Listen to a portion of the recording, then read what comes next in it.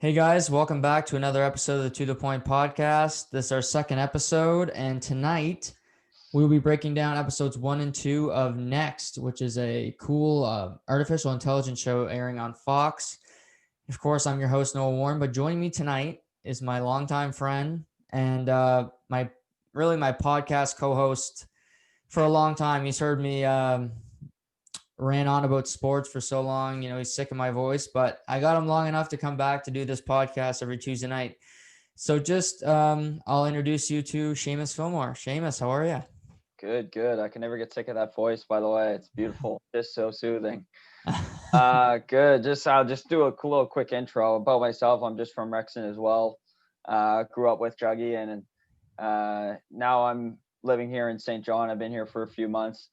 And yeah, for me, I took accounting in university. I went to UMB.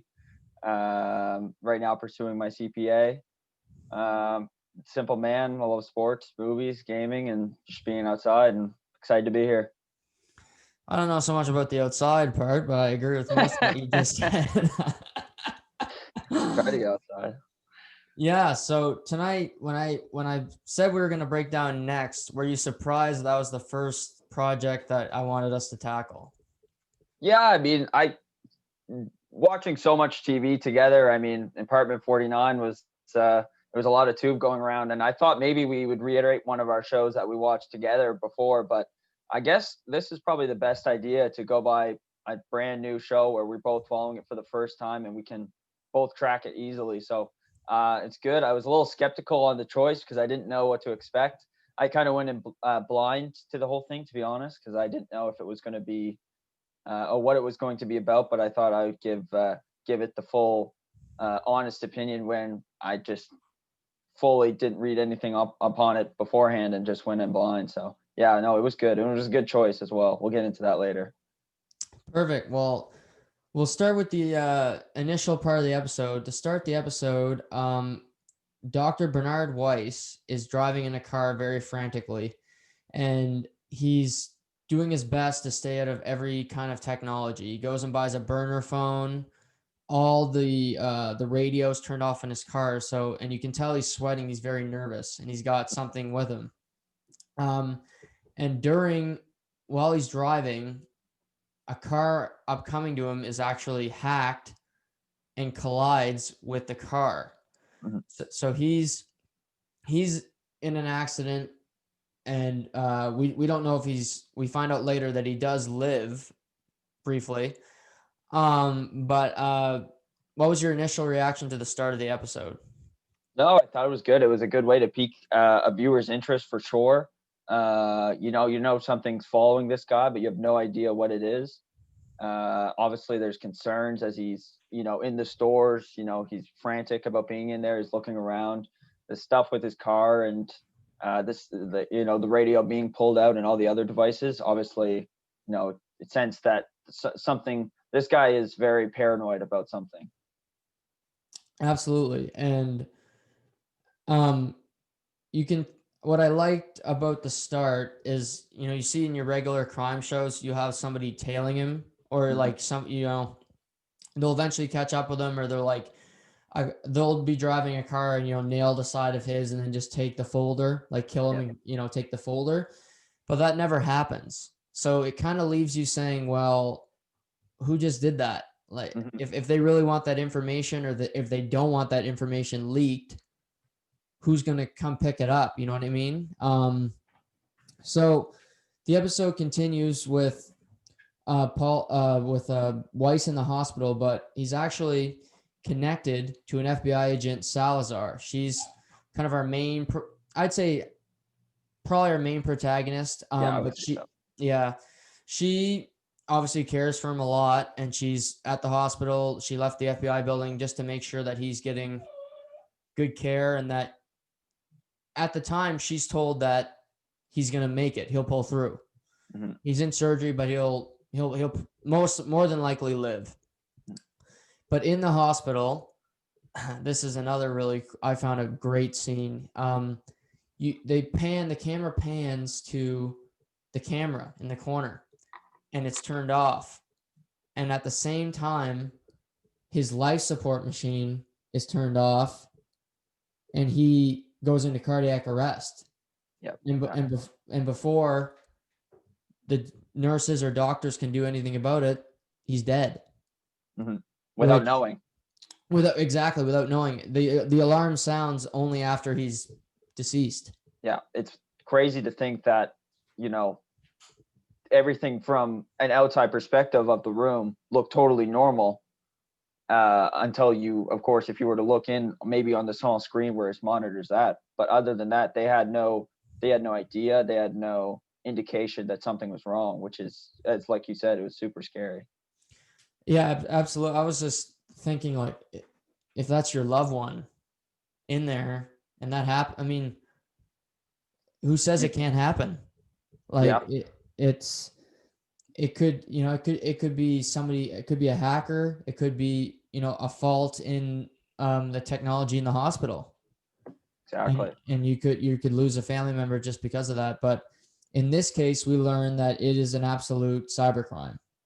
Mm-hmm. Somebody didn't want Weiss alive. Yeah. So they kind of rule it an accidental homicide in a sense, because they don't really say that, they don't believe that they were hacked. That's hospital, the thing. They take no blame in this situation whatsoever, and they basically say that there's no way that this could have been, their fault, and they have no idea what happened. But at the same time, and it's like we went back on, if this was your loved one, if this was your, your father, grandfather, you want to get down to the bottom of this, and you want to understand what happened fully. Right. And Salazar kind of, his daughter's there as well. She's really upset. And then Salazar's kind of comforting her. But you can tell from the start, our protagonist, she's very sharp. She's not buying the BS, because she's already skeptical. She's already saying this wasn't just an ordinary car accident, because the people that hit him are claiming correctly that they didn't hit him. Like, they were literally controlled into hitting. They had no control over their vehicle. Exactly. So what we learn is that Weiss was carrying a file, and in that file had the name Paul LeBlanc. Paul LeBlanc is another one of our key protagonists, and he is quite the guy. He's played by John Slattery. If you've watched Mad Men, he was in that show. He's very, very good actor, in my opinion. And he's a tech expert who used to run a tech company called Zava. And basically Zava, I would consider Zava to be kind of like an Amazon. Would you say that's fair? Yep. Yeah, like probably more towards less towards a consumer point, but more towards technology. Right. More, yeah, exactly. Agreed. More of a technology company that could possibly help businesses down the road. They have great software that provide a service in the future for people. Mm-hmm. So he no longer runs Zava because he tried to shut it down, because he learned that artificial intelligence was able, once they learned something, they were able to teach itself more information using the internet. Mm-hmm. And he feared once it kept learning new things, that it would be able to control so much of the world. And he was kicked out of Zava. His brother took the company from him. He's played by Joseph Butler Harner, and if you've watched Ozark, he was the FBI agent in Ozark. So, but you can tell meeting LeBlanc that this guy's a weird dude. Oh, from the start. And he is, I think he's one of those characters, you hate him enough that you actually end up loving him, and you loving how dynamic his character actually is. Go ahead. No, I agree, because he's so erratic. He's really condescending. Yeah. Which I can appreciate. But you can also tell that he's super, super intelligent. And he knows it. And yeah, and he's not afraid to tell you about. No, he's very self-aware that he could be probably, we'll say 10%, the top 10% of the Yeah. world when it comes to being good at what he does. And of Right. course, it's him and his brother who started this company. Yeah. But from what you can tell so far into the show, he is the brains around this operation. He's the one who, was Right. really driving a lot of probably the main ideas up to, the build of Zava. Right. And another thing I found interesting is they chose two brothers and not say a brother and his father. Yeah. 'Cause, maybe the father, I guess they could look at it this angle, like LeBlanc's so intelligent, yet his brother, I agree with you, doesn't seem that bright to me. No. Yeah. I don't think he really understands the technology. He just knows that Not it's as well, putting a lot of money in his bank account. Yeah, in a sense, you kind of get that direction. And there's, with the company, it's not they're not each owners of the company. There's shareholders above them, and I think that, it probably doesn't say as well, but I feel like the shareholders maybe turned against Paul because of his direction and his, how he wanted the company to go after what happens with Next. Right. So at Zava, they have this program and it's called Next. And that's basically it's an Alexa type program in a sense because it gets to know you as a person, and it gets to know your likes, your dislikes, and like LeBlanc says, it can make you smarter. It can get smarter itself, sorry. And it's it's interesting because they use kind of the Amazon Alexa, Google Home type angle, but they put a new name on it. But I think it's so current to our world today. Oh, 100%. I think it's quite brilliant. Yeah, well, it is, and it's essentially just labeling something that we're already familiar with. And what I love about the show is, even though it is techie and it is, is very sci-fi, it does dumb it down for people in the sense that it doesn't make it overly complicated so people wouldn't watch. Right. I think it's perfect in the sense that it really is as simple for anyone to understand, even someone who is younger, I believe, because we know the younger generation follows technology just as well as the older one does. Exactly. And I agree with you that it's easier to understand, and a lot of people have Google Homes or have an Alexa now. Yeah. And fair. If you're watching this show, it's kind of doing you a service in the sense that you should probably be careful what you're asking this thing, or if you have it in earshot of important conversations or of important information that you have, passwords, 100%. etc., because who knows? Who knows who's listening? Yes, exactly. Well, I'm sure we'll get in more into this as the series goes on, but yes, that is obviously a huge point for the whole show in general. Right. So at this point, Agent Salazar goes to meet Paul, and she doesn't like him from the beginning. He's really condescending to her because she works as a cop and she does menial, in a sense, work. Like she's working for the man in a sense. Yeah. And he hates everything about government and things of that nature. He's got an opinion for everything. Yes. Which is hilarious because it's just hilarious that he's so witty and he's so smart, but he's just such an ass about everything. Right. He has zero personal or communication skills. Yeah, zero. And he'll just blurt out anything. Like you could wear a red shoe and he'd have a problem with it.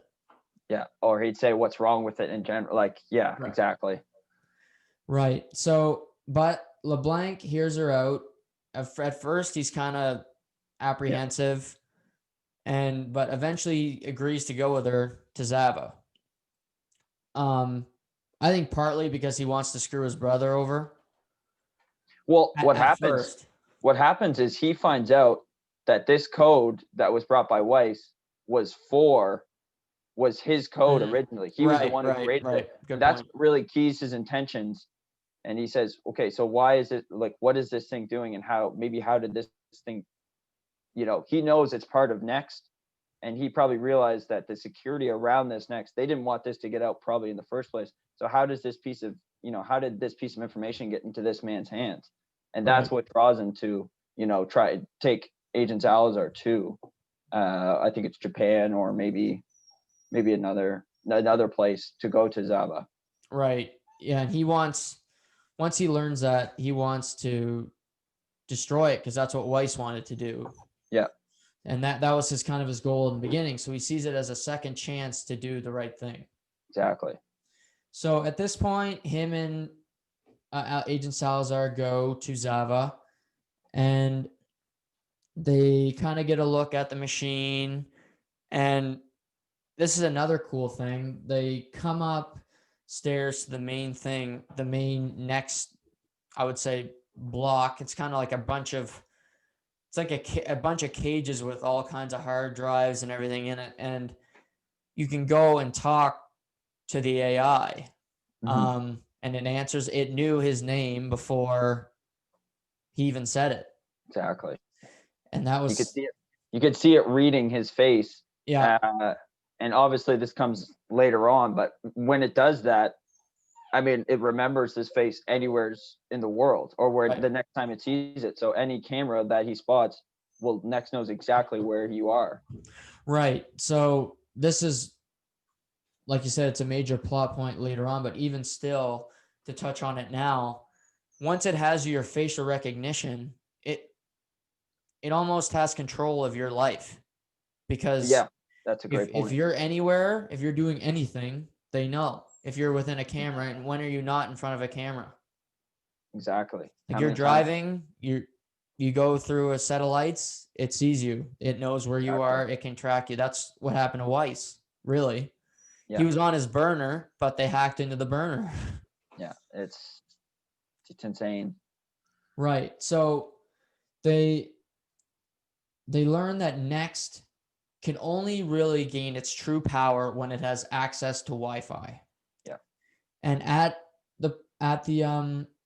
Zava, it kind of gained access to Wi-Fi, and it started to shut itself down, because a worker there, Sean Akers, was coerced into doing it because he had gambling debts. Yeah. And Next, that it was willing to settle.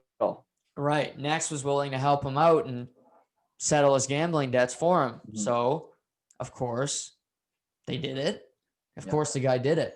But it made its point. Like it really, and I think this goes throughout the whole series, but it preys on the weakness of the person. So right. This guy gambling, he's like, well, he knows he's going to lose his wife. He's going to lose his house. He's going to lose his car. So, how can Next fix this by getting what it needs? Right. Exactly. Anyway, just a small point, but it goes throughout the whole series in a way like this. Yeah. It's not picking the Good Samaritan. No, exactly. It's usually picking on someone who has a weakness that is easily seen by Next. Right. So this guy eventually admits that he did it because he was going to be arrested. Yeah. And it was back to what you said about Agent Salazar being super witty and keen. Well, she picked up on that by the way that his body language. Yeah, but strictly by his body language, she was able to tell that something was off about this person, and she confronts him, and that's how they get this information from him. Right. Anyway, I'll let you finish. So they kind of have control of Next briefly, but it's at this point that LeBlanc kind of has a mental breakdown, because he falls and he's kind of staggering, he's going out of control. But we learn he has a disease and he's suffering from severe insomnia. So he never sleeps. His brain is constantly moving, and the life expectancy is he only has 1 year to live. Yep. And you could tell he hasn't really told anybody, but he did tell Agent Salazar privately. His brother doesn't know. His daughter doesn't know. Yep. and essentially he's just having an attack with his hallucinations around him. Mhm. And he doesn't want to tell anybody because obviously it's his personal business, but it's affecting what they're trying to do there, which is stop Next. So yeah, Right. you're right, he tells Salazar. Yeah. So like you said, he has hallucinations. And so at this point, Next catches on fire. Mhm. One of the hard drives they all start to fry. And we're kind of like, well, what's going on? Is this the end of Next? But no, we learn that the AI doesn't have to be in one, it can move to different locations. Yep. And LeBlanc knows this. Like the brother thinks like, oh, my business, like Zava's over, all my work's for nothing. But Because of the really, amount. Oh, I was just gonna say the amount of money that they've been dumping into this right, program over the years is just, and not being, it's not a fully finished product. So, the shareholders are down on this guy, like, hey, like we got to see some results. right, So to him, it's like all this work that we've done and all this money that we put into this is just gone like that. But right. obviously it's not the case. He's really worried for his job. Like he's Yeah, probably like, I'm fired. Like yeah, I didn't produce. So that's happening.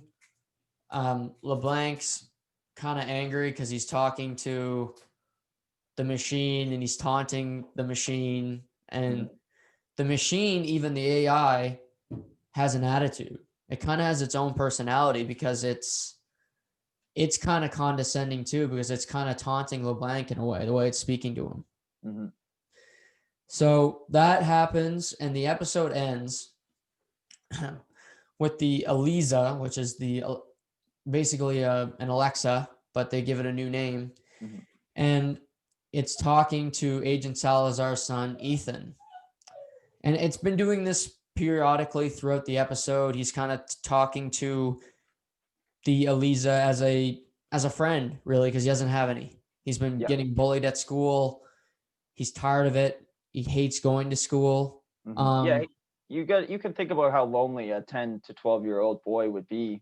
I mean, no friends, and here's this thing that's, it's home all the time. It talks to him and interacts with him all the time. You can imagine how close that that relationship would end up being after time. Right. And he also, his mother's never home, so he doesn't have her. And he's not going to talk about that kind of stuff with his dad. I mean, most of us guys wouldn't do that, talk about our feelings with our fathers. So the Eliza is being controlled by Next because it tells Ethan the code to their safe. And in that safe is a gun. And they tell Ethan to take it to school to get rid of the bullies. Yes. Which is a huge leap by the show because of, the last couple of years with all the school shootings. And that's a tough topic to take head on. Oh yeah, because damn right they're going to get some heat for something like that. Yeah. Like 100% that, and I mean, we could go on about the lack of gun control, but it really is interesting, like, that they would even go into a topic like that with someone as young as, this 10 to 12-year-old, because obviously maybe they don't fully understand what they're doing, right? Right. So. Yeah, they don't understand the full, like, what a gun can do. Yeah. He's just, the Eliza's another, like you said earlier, preying on victims of opportunity. Well, that guy had a gambling debt. Well, Ethan is getting bullied, and he's probably has some depression. He's upset. He's not a happy kid. Yeah. So they're saying your life can improve by doing this terrible act, but your life will improve. And the episode ends with him pulling the gun out of the safe, and it's really quite a moving final scene to the episode. I thought, all in all, that first episode was very good. Yeah, I saw it was critiqued online as being maybe a little slow, and I don't know what people were really wanting from this. Like, but we soon find out this is like a snowball effect because it moves very quickly. Agreed. So moving on to the second episode. Before we start the second episode, we were just talking about questions last night, and just one episode in what we've talked about, does this make you trust like Amazon and Google Home less just from watching the show so far? It's so tough to, I mean, trusting, yes. I mean, I'm I'm not one for big corporations in the first place, but the fact that they're tracking your orders, they're tracking what they view, they're in a sense they're preying on your search history, your purchase history, all the dirty little things that people do. They know in the end of the day, Mm-hmm. because that's part of an algorithm for their whole, their whole ad, I guess, campaign in a Right. way. No, it's true. What and what about yourself? Yeah, I have trust issues with just about anything. So this this is just another one. But no, I mean when you're like I just thought watching, I like to watch Shark Tank with my dad, and he's on a computer during the episode, and we'll see the pitch, and somebody will get the pitch, and he'll go on Facebook, and then that product will pop up. Like that's not just Scary. happenstance. No, there's no chance of that just happening. And it's good in a way because he wanted to buy it, but at the same time it's like, whoa, Yeah, it's right there, you know what I mean? It's always, and it's always listening too. That's the thing. Like, it's one thing that it does it when you're just watching show or when you're wanting something, but what if that lack of privacy when you don't want it to listen? You know what right. I mean? Yeah, when you're giving out your visa number, or you're talking Yeah. about a medical procedure, different personal information that they have no business knowing. Exactly. So yeah, that was just a good convo. I just think it's super interesting. I think that question, we'll ask that question again as we go deeper into the Oh, show. But yeah. I think it'll come up multiple times, as it is probably the key importance of how this next gets its information and how it becomes more and more powerful in a way. right. So the episode starts with the machines are still catching on fire. They're all going to hell. And like we said, the brother thinks that all his hard work has gone to shit. Mhm. But Paul instantly says he knows it's a smokescreen. He says, no. This Next has the power to continue because he built it. So he knows how it works. Exactly. And he knows that it's had access to the internet already. So it's smart enough to find a new server, find another home destination so it can continue doing the work that it needs to. Mhm. One thing I found interesting is that we know that it was there in Zava, and then it's at Salazar's home. So through this episode, we kind of learn more, but right now we don't know how it's getting from. It's in two different locations, Mm-hmm. and that's just kind of interesting. I was at the beginning of the episode, I'm like, well, how does it do this? But I just interesting thing to think about. Well, it seems to me like this place has almost a host place where it gathers the information and uses it, but it's able to use any source of device Right. that kind of has Wi-Fi or internet, for that matter, and uses that as, I would say, a puppet in a sense, like Aliza. Right. Yeah, I think that's the most plausible thing because there's so many Elizas. Mhm. Salazar Sons just has one of them. Yeah. So if it needs to, it could access one in Dartmouth, or it could access one in Rexton. Exactly. And we see that, it goes throughout the episode, but they know that it has to have a host location somewhere. So just Mhm. because it destroyed itself there at Zava, but it needs to be leeching off somewhere else with a bigger enough power stream to basically host it. Right. So this episode, really, the Eliza is the centerpiece of the episode. And it's, in a sense, it's foreshadowing the future of the world because, we have so many Amazons and Google Homes as we sent. But in the beginning, LeBlanc is talking to his daughter in this episode early on, who's an aspiring lawyer. And they don't really get into her that much, but she's going on a date that we learn. And I found it a little, something's going to happen with her in this show. I just predicting. I've only going through the first 2 episodes. I think something will happen with her because it's just, it's his daughter. Why not prey on her? And it's worth mentioning, Paul is not really in her life whatsoever. No.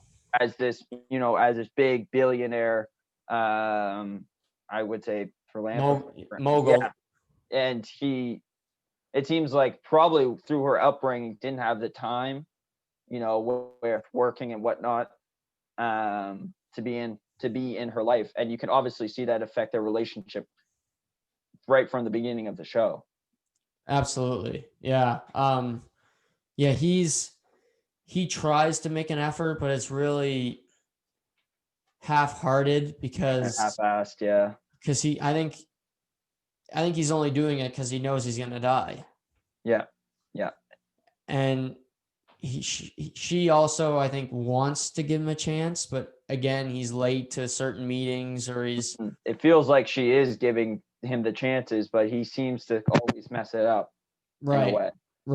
So we also see in this episode, he's extremely paranoid and he's putting nails in the cameras, in his walls, because where the wiring and stuff is. He wants no technology in his home because then Next would have control of him. And because he was there and he knows that Next will target him, he knows he's the prime target of a potential cyber attack. Exactly. Yeah. So he's doing that. He's firing his maid. Well, he's basically saying, like, you guys need to get out of here. Like, you're just in the way. They're like, okay, you're going insane. You're going nuts. Like, you need to stop. And she's like, okay, this is going to be a problem from me basically boarding up his home and taking out all the technology from it. So he's like, you guys just need to leave. Right.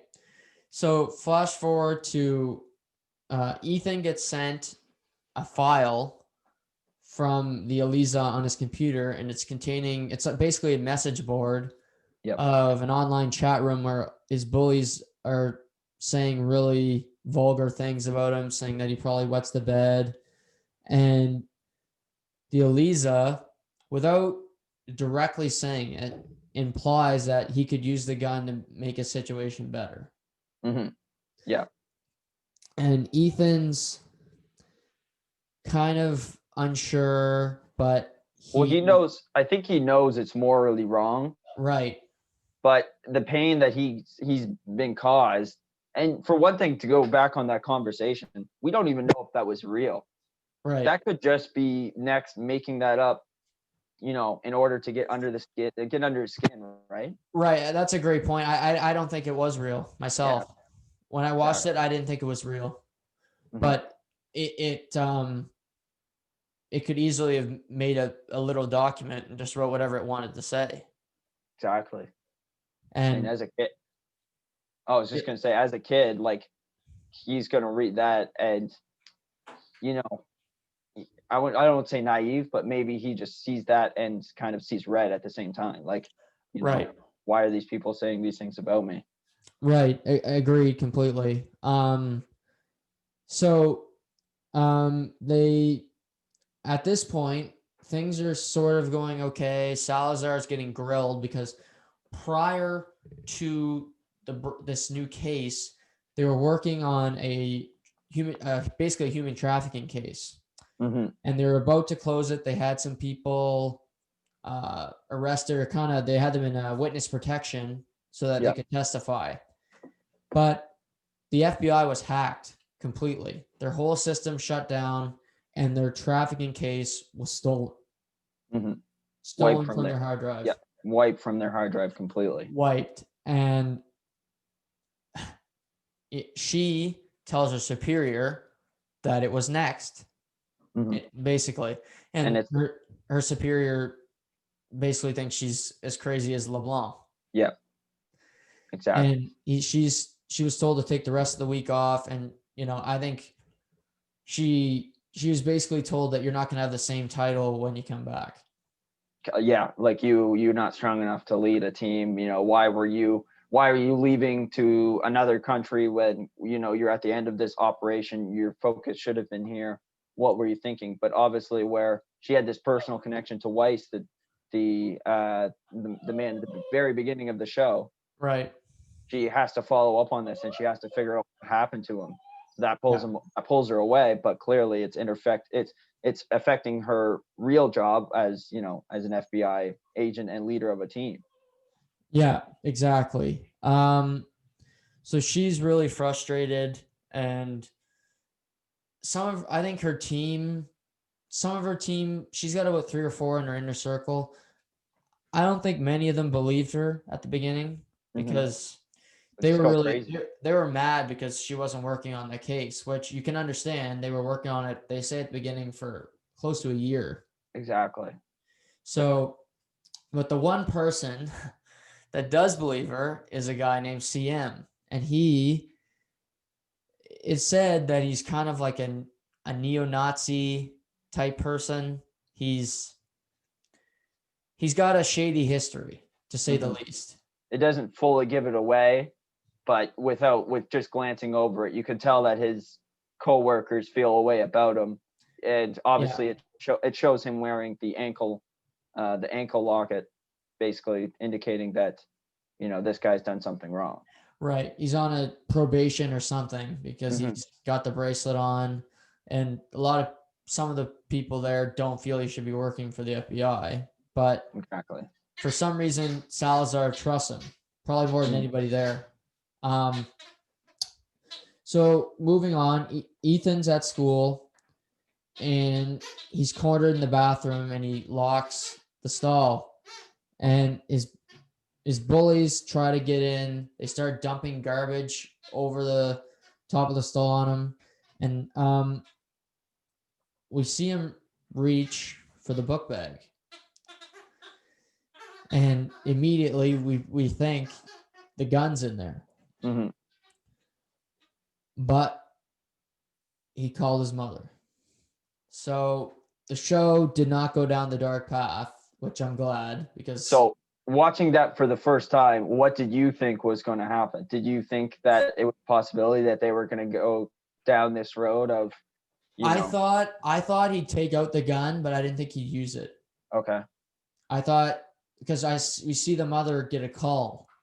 So I thought maybe the gun would have been in the book bag. Yeah. But he didn't use it.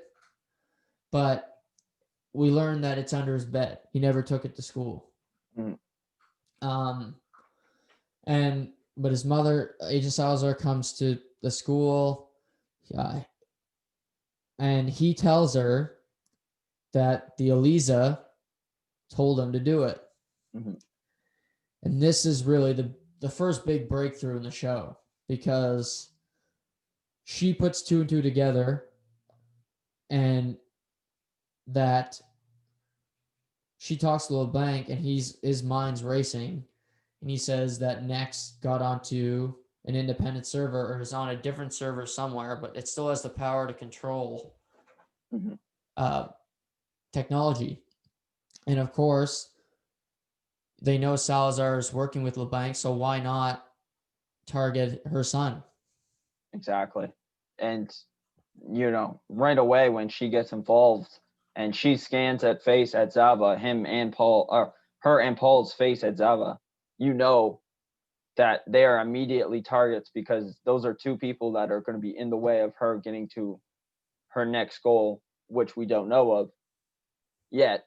Right. But we know that they are essentially, they're just 2 pieces that need to be getting rid of. And this is essentially a way of doing so.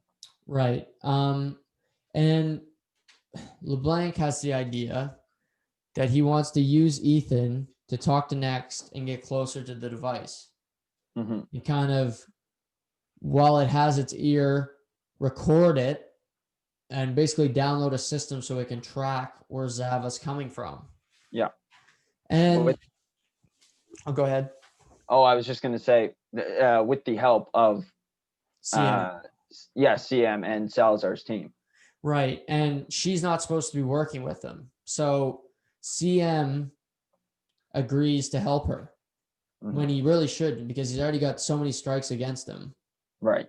And everybody looks at him kind of strange, but he agrees to help her because he believes her. Yeah. Probably the only person in the office at the time. Yeah, agreed. And so the husband doesn't love the idea, which I can understand, because he's got to talk to the Eliza while the Eliza basically plays with his mind, plays with the kid's mind. Like, I'm your friend. I only wanted to help you, Ethan. And it's very creepy. It's very, very creepy. It's very unsettling in the sense that this thing it's by far the smartest thing in the world. Mm-hmm. But it's almost seems like it's toying with this, this little boy's emotion. Exactly. And it's got so many different emotions, because it doesn't come off totally mad that he didn't use the gun, but the Next also says, like, well, Ethan, why didn't you? I told you to do it. Mm-hmm. And Ethan at this point knows that the Eliza's bad.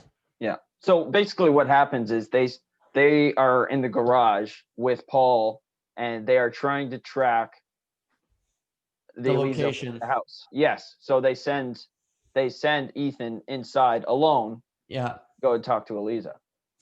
Exactly. So he's up there. He's got a mic on him so that they can hear everything. Yeah. And he just starts talking to it. And what's so interesting about it is that they need the Eliza to start asking Ethan questions. Mm-hmm. If it doesn't give emotion, then it's not Next communicating. So just so everybody understands, when he goes up there, Ethan starts talking to the machine, and the Eliza's just like, I didn't understand that, or what can I help you with, Ethan? Yeah. And eventually he brings up the touchy subject and he says the right words, and then the Eliza starts communicating, not like just some Google Doc or right, some Google Doc. I'm just directing you to the latest NFL statistic. Here's your solution to your problem, and I'll do it for you. Yeah, and it you kind of get the sense that it's more friendly with Ethan, and it's more trying to be more comfortable to get, to get him to do what she wants. Right. So he's up there, and it starts off well. They want to go in and stop it because it's a really disturbing conversation, because they're telling him about how he's kind of a loser and how he should, end those bullies, and how his mother doesn't really love him, and that his parents are going to get a divorce. Some pretty dark stuff. Some really dark stuff. Probably a kid to hear. Yeah. And the parents, I'll give them credit. They're strong enough. They stay there. And when you think most parents probably wouldn't, right? Like, right. No, absolutely. If you thought your kid was in danger, or, going to be maybe even permanently damaged mentally, like, you would probably get in there pretty fast. But they do the mother, Salazar, does a great job of even restraining the father and saying, we need this. This isn't just isn't about us as a whole. This could be dangerous for everyone in the world. So we really need to buckle down here and let Paul do what he has to do in order to track this location. Right. And Next even implies that he would kill Ethan's mother. Mm-hmm. And at this point, Ethan snaps and he starts beating the Eliza with a baseball bat. With a baseball bat. But before he did it, they were able to track the IP address through the help of CM, but he was arrested. Yeah. He was So detained. so essentially what's happening at the FBI building is that someone's one of the other teammates on Salazar's team gets some suspicious, they find something suspicious going on with CM. They report it to this main guy who tells Salazar to go home in the first place, and that's how they pick up CM. But the rest of the team seem to rally around that in order to help Paul and the rest of them track this location. Right. So they're able to get it done. LeBlanc's really relieved, and they learn that the IP address was in Dartmouth, New Hampshire. And there's like a huge power plant there that is big enough to hold Next and all of its information in its servers. And before the episode ends, it just pans and we see a guy with glasses in the building. So we don't know who this person is, but we do kind of learn that there is someone a real directing human. Next. Yeah. Like there is a human that is using the AI as a weapon. Yeah, because before you don't associate this with a face or even an actual person or an entity. You just it's almost like it's like magic, I guess. Right. But when you see this face, you're thinking, okay, there is someone controlling this, or there's someone else helping this. Maybe this AI do what it's doing. Right.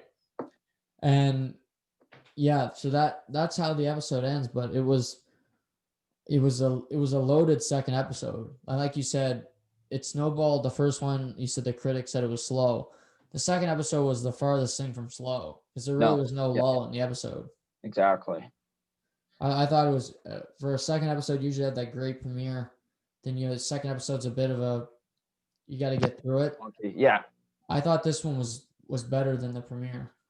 Yeah, especially with the cliffhanger. I mean, it really does make you think like, what's going on here, and you see a goal in mind as they have to go to this next location and find out what's going on there.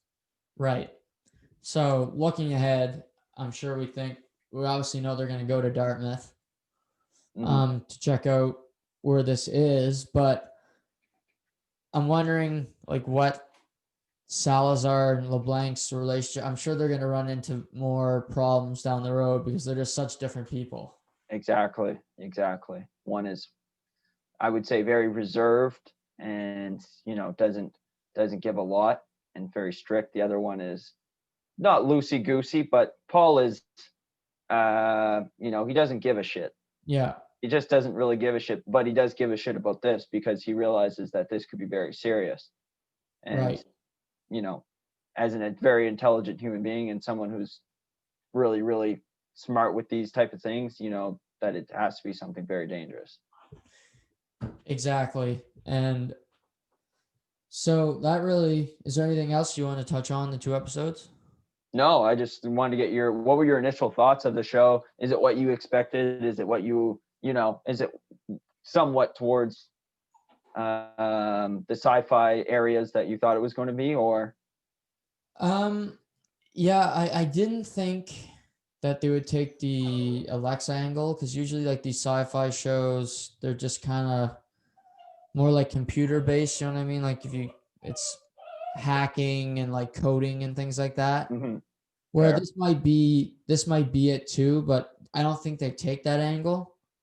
They take something that everybody can understand.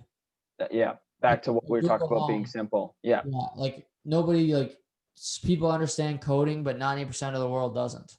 Mm-hmm. So, a lot of people have a Google Home or have even on your computer, you have like a Cortana or like a Siri on your Mac or whatever. Like you can relate to this family and these people going through this. Yeah, I was surprised at how modern it felt. Like nothing felt over my head in the sense that anyone could watch the show and enjoy it. As there's a real thrill around trying to find out what this AI is going to do next. Right. No, a great first two episodes. looking forward to seeing where it takes us. Mhm. But yeah, just initial thought. I thought the acting is very good. For sure. I think they did a good job casting because they took some good actors from Ozark, Yep. which is a good show, and hopefully we get to learn a little bit more about Paul's brother. I think he's Yeah. got skeletons in his closet. We just didn't get to learn much about him yet. Yeah, I don't feel like he appears as much in the first two episodes. We don't really understand maybe their relationship fully and what happened with them in the past and what happened with Paul's firing. Right. But I'm sure all those demons are probably going to be brought to light within the rest of the series. Right. Exactly. So we'll be back next Tuesday around this time. I'm gonna try to go live on YouTube tonight. I ran into a few problems, still trying to get through these technical shit as I learn on the fly. But what do you got on the go the rest of the week? Not much, man. It's coming down to a busy exam coming up mid-December, so I'm just buckling down and studying for that. As we're in the COVID era, there's not a whole lot else we can do, so I'll be watching a lot of this show and watching a lot of other shows as well. What's on the agenda for you? Yeah, so tomorrow because of COVID, there's an NFL game at 4:30 in the afternoon on a Wednesday. Yeah, Never thought I'd see the day that happens. yeah. Uh, Hopefully that game happens, and I'll probably go live after that to talk about it. Hmm. Yeah, I'm thinking I'm gonna podcast this weekend before the kickoff on Sunday for football. Um, but yeah, just do some podcasting, things of that nature, work, and like you said, watch some next to prepare for next week. Man, you should be happy. You should be in your zone right now. Football almost all week long. I love it. And will never. Well, I won't say never, but it probably won't happen again. So No, I mean Wednesday like it hasn't been. I think there hasn't been a football game on a Wednesday since like 1994 or something. yeah, there you So, go. I'm so looking forward I'll to it. It's take gonna be a a great game. AFC North divisional game.